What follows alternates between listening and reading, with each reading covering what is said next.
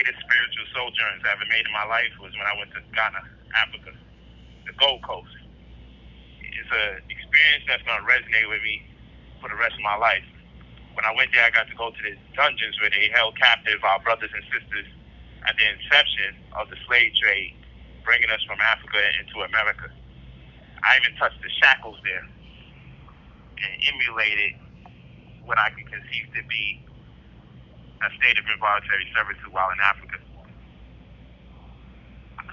I felt it through my bones. I just know. I felt the spirit of my ancestors there.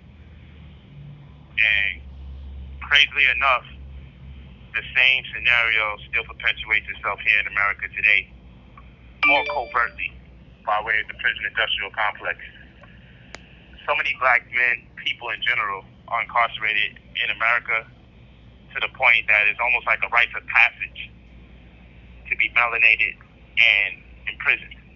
In fact, if you look in the 13th Amendment of the United States Constitution, you'll see that slavery or involuntary servitude is legal if you're duly convicted of a crime. They tell you straight up and down, slavery. And so, think about it. America incarcerates more of its populace than any other place around the world. This means that a large portion of America's population is incarcerated, and no other country imprisons their people like America does.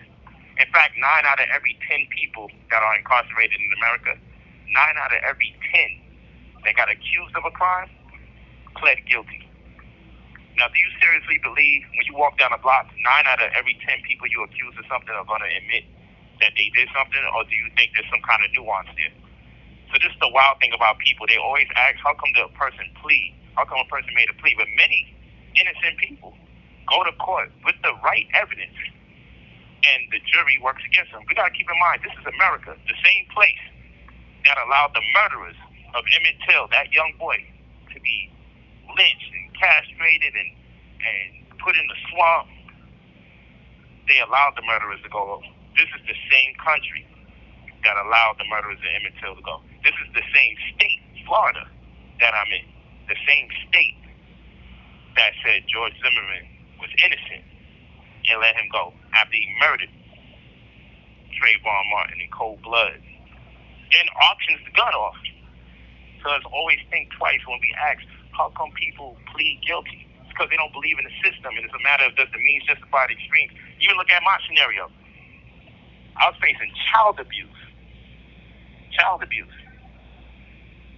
On account of if I either gave the minor a means to get intoxicated or was aware that the minor was intoxicated and not turning her into authorities and doing something about it. How much years do you think they'll give me for aggravated child abuse because the minor was intoxicated? 30 years. So what America does, they use over-sentencing as leverage so they can compel people to plead guilty. So it's easy for someone to say, man, if you're innocent, just fight it. But in the real world, if the jury goes against me, the same jury, in the same state that Zimmerman got pronounced innocent, if the jury goes against me, I do 30 years. But if I do a plea agreement, it's guaranteed I do a couple years and the rest of my time within the confines of my house with some limited freedom. So what would you do? Take the 30-year risk, being innocent, but if they rule against you, you do 30 years? Or do you turn around and say, man, I'll just do the couple in the house and a couple in prison? You see, that's what they do. They prey on the minds of the people who are not knowledgeable about the system. And then think about this. Pop Smoke was robbed and he was murdered. Pop Smoke was robbed and murdered. How much years do you think his killer got for that? He got 4 years for murdering and robbing that black man. 4 years. But for this alcohol shit, I get 30 max if I was going to fight it. So I don't play around with the system. I don't believe in it. I have my ways of responding. And I have came up with a game plan, and that's how we got to do things. But I just want people to open their eyes to understand that slavery still exists. It's just more covert than it's ever been. Actually, it's right in our face. But, people have a convenient anger. If they're mad at you because you have a difference in politics a difference in religion, okay? If they mad at your financial disposition or where you are in social rankings, they have a bias against their own people, and they won't be honest. And the reality is, over-sentencing is being used as leverage so people can make pleas. That's just a fact. So we got to stop this. How come this person pled to this? How come this person pled to that? Because like I said, 9 out of every 10 people that get accused of a crime. Have you accused people on planet Earth of doing things? Do you have a ratio, a winning ratio of 9 out of every 10 people you accuse of doing something, turn around and say, I did it? Just be realistic. The only reason so many people are pleading guilty is because they don't believe in the system. And I tell you this, if I was facing only 5 years, if I was facing only 7 years for child abuse, if I was facing only maybe 10 tops, I'll fight that shit, and hopefully I don't get the max or lose. But 30, come on now. Would you do 30 years, or would you take a couple years and do the rest of your time in your house and be done with it? Nowhere near 30 years. So I want people to just open their eyes, man. But damn, it just brings me back to when I went to Africa, man.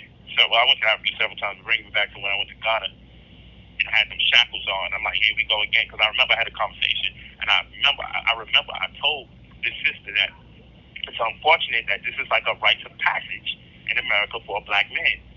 I remember telling her, I said, this shit is so crazy. No matter what you do, it's almost inevitable that you will be incarcerated. At some point or the other, you will touch the system. You will be in the bookends, you will be in the county jail, or you will be in the penitentiary, one way or the other. It's wild. Here I am living in this reality. I thought I'd never see prison again since Rikers Island. Thought I'd never see it again. You know, it's the way of the world, man. Talk to me nice. Blessings and abundance. Love and appreciate you all. But just do your best. Stay out of trouble. And understand some things are inevitable. Don't be down on your luck. If something does happen to you, I don't believe in luck.